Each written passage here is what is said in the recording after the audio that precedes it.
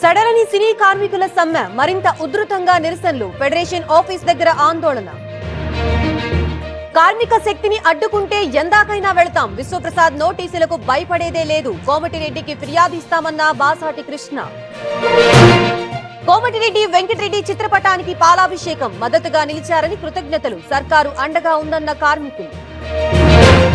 సృష్టి ఫెర్టిలిటీ కేసులో రంగంలోకి ఈడీ. వివరాల కోసం హైదరాబాద్ పోలీసులకు లేఖ. 8 రాష్ట్రాల్లో నమ్రత కార్యకలాపాలు. విపక్ష నేత జిల్లాల్లో మోహరించిన టీడీపీ. ఒంటిమిట్టలో రామ్ ప్రసాద్ రెడ్డి, పులివెందుల్లో సవిత. గెలుపు కోసం శక్తియుక్తులు. ప్రభుత్వం నుంచి ప్రాణహాని ఉంది. అధికారులు పచ్చకండవాలు వేసుకున్నారు. వైసీపీ నేత సతీష్ రెడ్డి ఆరోపణలు. సింహాచలంలో షెడ్డు నిర్మాణం శంకుస్థాపన చేసిన గంటా శ్రీనివాసరావు. స్వామి తిరునామంలో కమర్షియల్ లోగోపై అభ్యంతరం. అనారోగ్యంతో తల్లి మృతి. మనస్తాపంతో కుమారుడి ఆత్మహత్య. హైదరాబాద్ బాచుపల్లి సమీపంలో ఘటన.